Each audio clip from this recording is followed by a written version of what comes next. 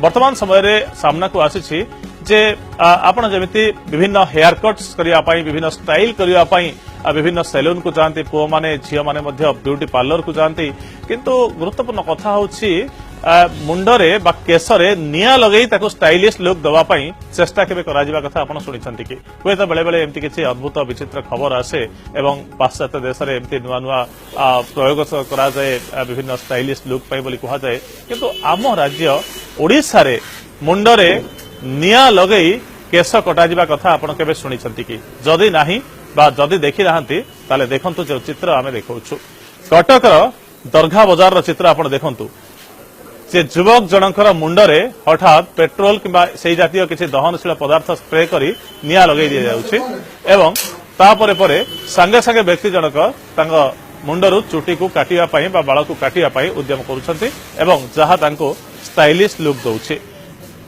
एवं गुरुत्वपूर्ण कथा होउछि जे हठात आपण सैलून ने बसिथिबे आपनका मुंडरे जदि एमिति केतेबेले निया लगई दिया जाए आपण कोन करिवे चिंता करिवे जे हुए तो मृत्यु निश्चित किंबा बाळ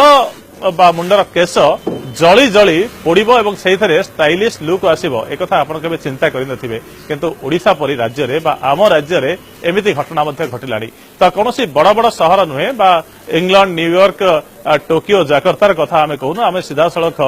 ओडिसार कथा कहूछु कटक सिटी कथा कहूछु भाईचारार सहर कटकर कथा कहूछु एठी एक दरघा बाजार सैलून रे एमिति हेयर स्टाइल करा जाउछि आपण जदि साहसी आपण डर नहीं आपण यार हुए तो मजा के नहीं पारे किंतु गुरुत्वपूर्ण कथा होची साधारण व्यक्तिटे जिते तार मुंडरे एमती स्प्रे करा जाई हठात निया लगई दिया जिवो से चमकीबो कि नाही चमकी उठिबो एवं ताहा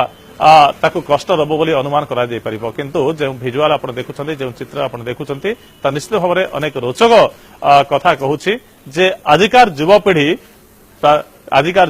स्टाइल करिया पई किछि भी करिया पई केमिति पछौ नाहंती एवं बाल काटिला बेले बा चुटी काटिला बेले जोठी अधिक रही जाइछि से जगह कतुरीर व्यवहार करा जाउनी से जगह आउ टिके निया लगई दिया जाउछि एवं से जगह किछिटा चुटी पोड़ीगला परे किछिटा चुटी पोड़ीगला परे से पुणी स्टाइलिश लुक दउछि ए संपर्क में प्रतिक्रिया मध्ये प्रकाश पाइछि कोन कहउछन्ती जे माने एमिति स्टाइलिश लुक दउछन्ती आसंत सुनिबा लोकल दुकान दरगाह बाजार में हम 20 दिन 1 महीना हो गए शुरू किए और कटक में इसका इंटरेस्ट कितना है लोगों बढ़िया रेस्पॉन्स अच्छा है ज्यादातर यूथ मास ज्यादा आ रहे हैं हाँ तो हमें थोड़ा बताइए फायर कटिंग के बारे में क्या क्या चल रहा है नॉर्मल कटिंग के अलावा ये बहुत जल्दी हो जाता है और यंग जनरेशन लोग जो है वो सब जल्दी भी बना लेते हैं